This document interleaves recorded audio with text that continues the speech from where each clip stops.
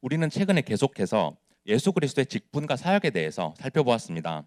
그 세 가지 직분 중에 가장 먼저 예수님의 선지자 직분에 관해서 살펴보았고 또 제사장 직분에 관해서도 살펴보았습니다.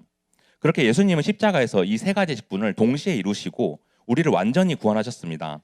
그럼으로써 우리를 구원하신 예수님께서 십자가에서 행하신 속죄로 어떤 결과가 있었는지를 살펴보았습니다.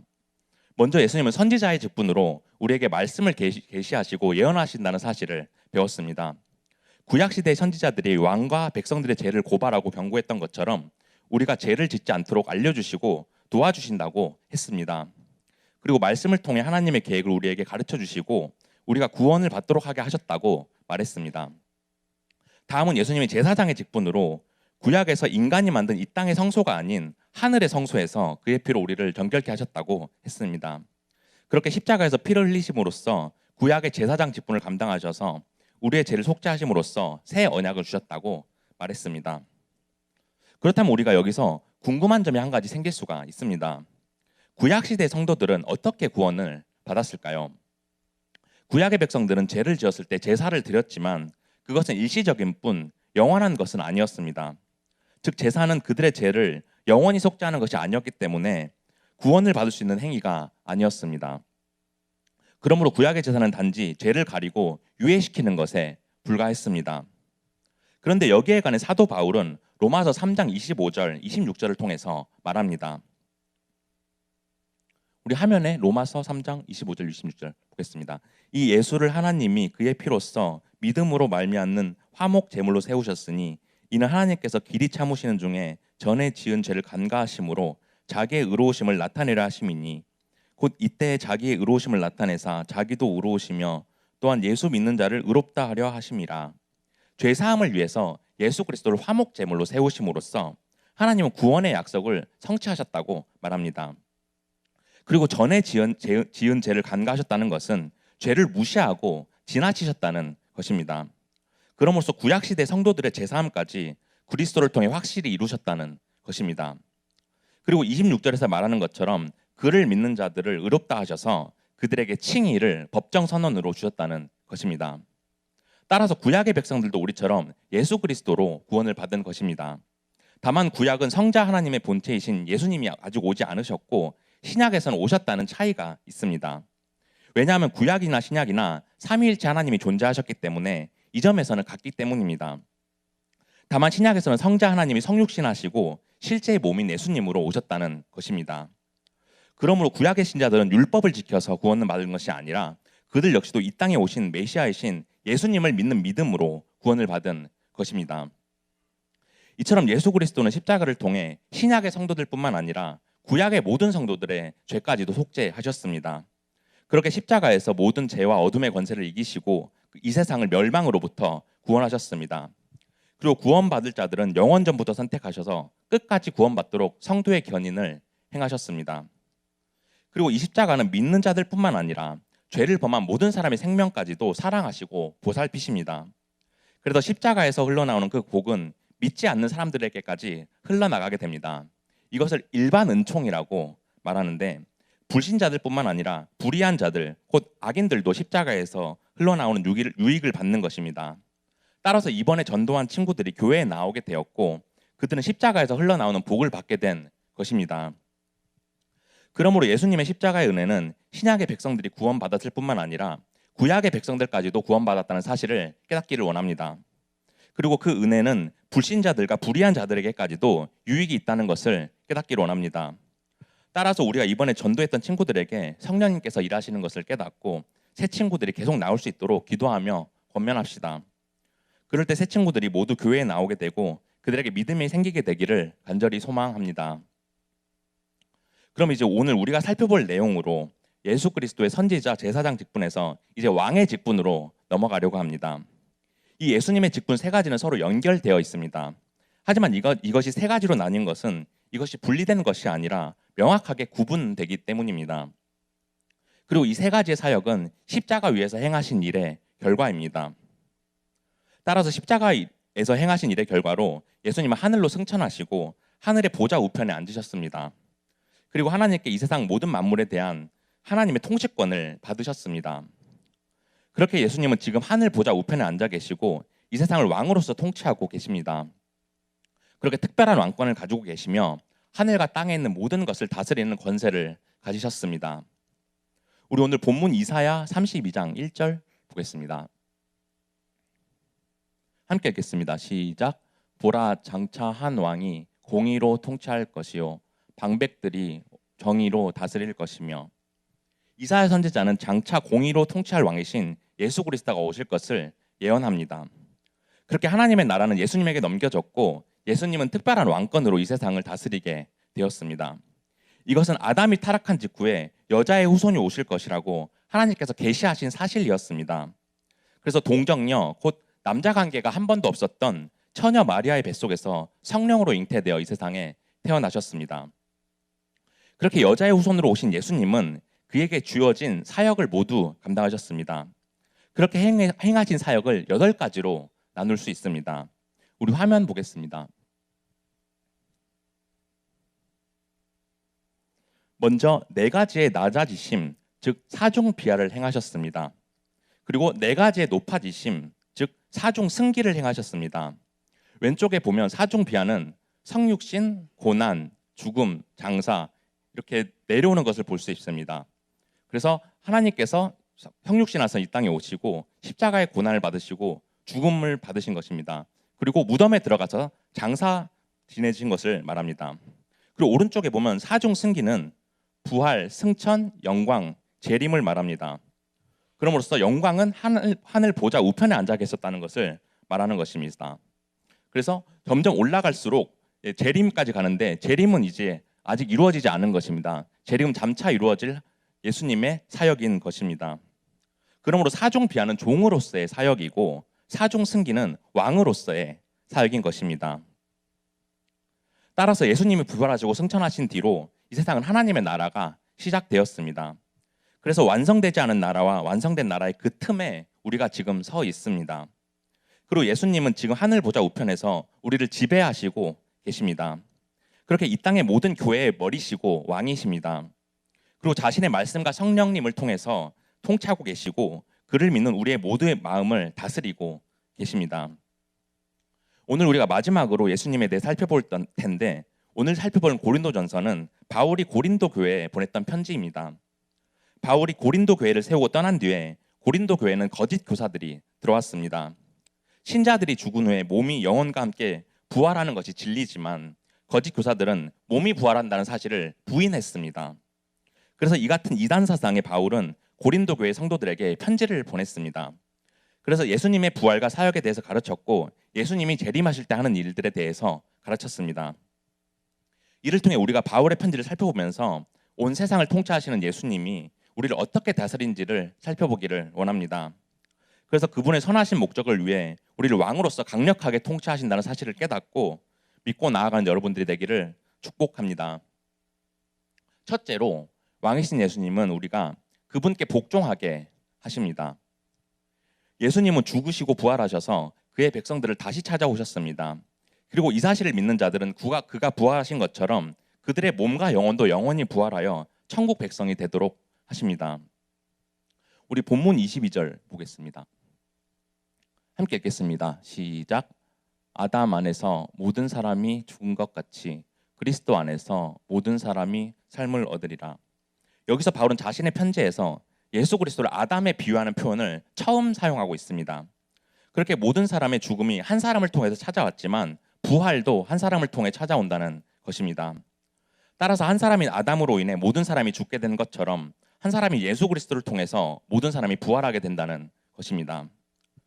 그러므로 아담의 후손으로 태어난 모든 인간들은 죄와 죽음을 피할 수 없게 되었지만 바울은 그리스도 안에서 모든 사람이 살아나게 될 것이라고 말합니다. 그럼으로써 그리스도 안에 있는 모든 사람들, 곧 그리스도를 믿어 새 사람이 된 자들은 확실하게 다시 살게 된다는 것입니다. 그런데 중요한 것이 여기서 모든 사람은 세상의 모든 사람이 아닌 선택받은 그리스도인들을 말하는 것입니다. 또 여기서 다시 살게 된다는 것은 몸도 같이 부활하게 된다는 것입니다.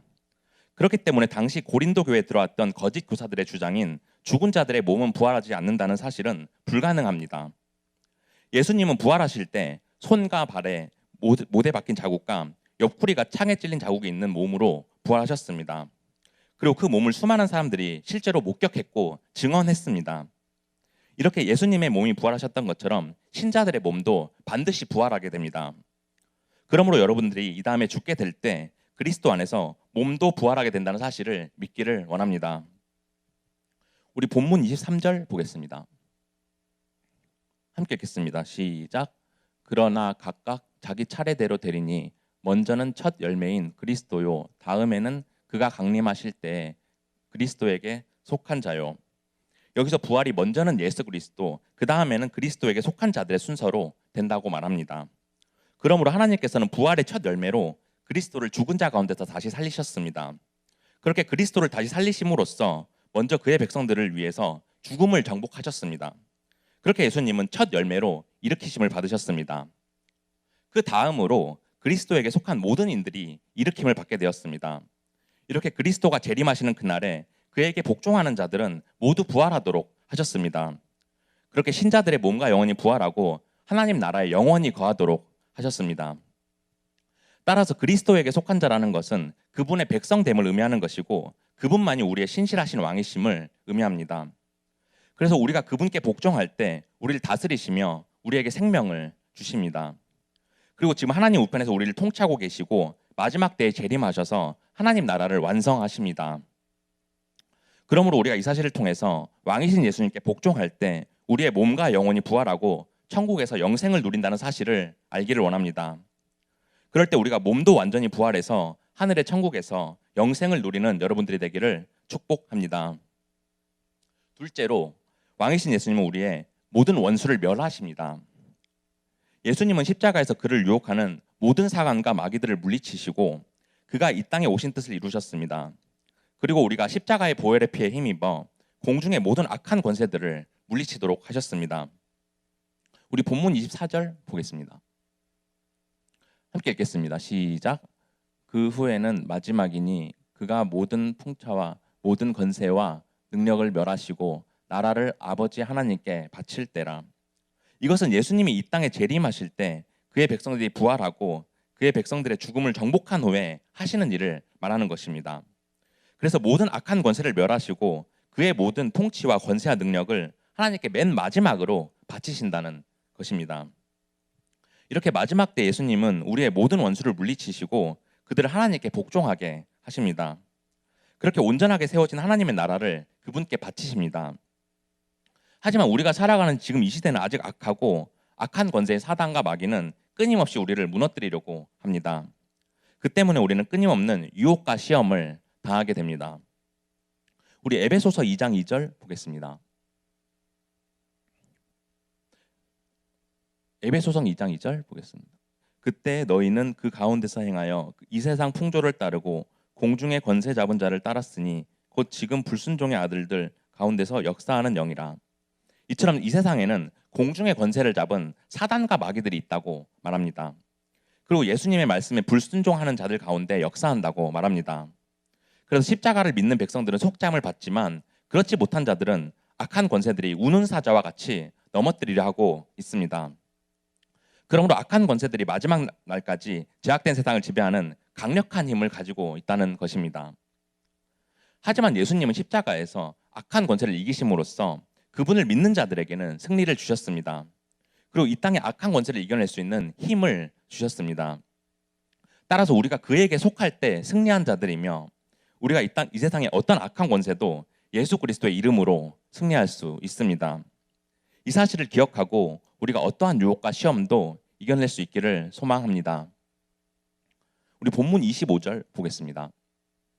함께 읽겠습니다. 시작. 그가 모든 원수를 그 발 아래에 둘 때까지 반드시 왕노릇 하시리니. 예수님이 그의 모든 원수를 멸망시키시고 그의 발 아래에 둔다고 말합니다.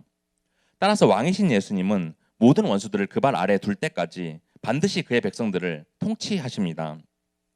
그리고 자신이 부활의 첫 열매가 되셨고 자신을 믿는 자들이 부활하게 하심으로써 악한 권세들을 복종하게 하십니다. 그렇게 모든 원수와 사단 마귀들의 폭정을 완전히 끝내버리십니다. 그러므로 우리가 왕이신 예수님에게 속할 때 우리는 이 땅에서 어떠한 어려움 속에서도 반드시 승리하게 됩니다. 그리고 마지막 때에 원수들을 모두 멸하시고 우리는 부활해서 하늘에 올라가서 왕 노릇을 하게 됩니다. 우리가 이 사실을 기억하고 왕이신 예수님을 믿고 신뢰해야 합니다. 이 부활이 있기에 우리가 죽음을 두려워하지 않고 이 땅에서 살아갈 수가 있는 것입니다. 그래서 우리가 이 땅을 살아가면서 공중의 권세를 잡은 사단 마귀들을 이겨내기 위해서 내 안에 중독된 것들이 있다면, 우리 집안에서 계속 내려오는 나쁜 영들이 있다면, 또 사단과 마귀들이 우리를 공격하는 연약함이 있다면 그것들을 예수 그리스도의 보혈로 이겨내야 합니다. 왜냐하면 마지막 날이 오기 전까지는 우리의 원수인 사단과 마귀들은 우리를 끊임없이 공격하기 때문입니다. 그렇게 우리가 삶의 의욕을 상실하고 포기하고 싶게 만들기 때문입니다. 그러므로 우리가 공중의 권세를 잡은 원수들이 있다는 사실을 기억하고 그것들을 이겨냅시다. 그리고 그 악한 것들을 이겨낼 수 있게 예수님의 보혈의 능력을 사모하며 기도합시다. 그럴 때 왕이신 예수님이 우리를 보호하시고 우리의 모든 원수를 멸하십니다. 이 사실을 믿고 우리를 백성으로 삼아주신 구가 십자가의 능력으로 우리의 모든 원수를 물리치자는 사실을 믿고 나아갑시다. 그렇게 왕이신 그분의 십자가 보혈로 모든 원수들을 이기는 여러분들이 되기를 축복합니다. 셋째로, 왕이신 예수님은 우리를 고난에서 보호하십니다. 예수님은 신실하신 왕으로서 우리의 보호자이고 구원자로서 이 땅에 오셨습니다. 그렇게 선하신 목자로서 양떼인 우리들을 가장 좋은 곳으로 인도하시고 고난으로부터 우리를 지켜주십니다. 우리 오늘 본문 이사야 32장 1절 2절 보겠습니다. 함께 읽겠습니다. 시작. 보라, 장차 한 왕이 공의로 통치할 것이요 방백들이 정의로 다스릴 것이며 또 그 사람은 광풍을 피하는 곳, 폭우를 가리는 곳 같을 것이며 마른 땅에 냇물 같을 것이며 곤비한 땅에 큰 바위 그늘 같으리니. 여기서 말하는 왕은 구약시대 히스기야 왕을 의미하는데 그는 구약시대를 통틀어서 가장 신실한 왕 중에 한 명이었습니다. 그래서 이사야 선지자는 장차 오실 예수님의 본보기로 히스기야 왕을 말하고 있습니다. 그리고 앞으로 오실 예수님은 신실하신 왕으로서 보호자이며 구원자임을 말하고 있습니다. 하지만 구약시대의 많은 왕들은 악했고 그의 백성들을 힘들게 했습니다. 북이스라엘의 아합 왕, 남유다의 므낫세 왕 같은 왕들은 수많은 제약을 저질렀습니다.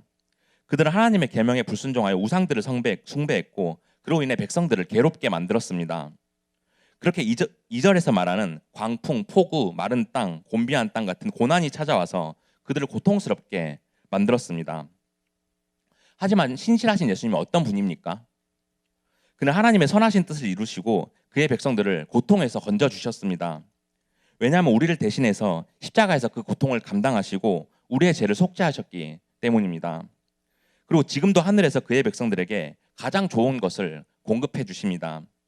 또 선하신 목자로서 그의 양떼들을 고난으로부터 보호하여 주십니다.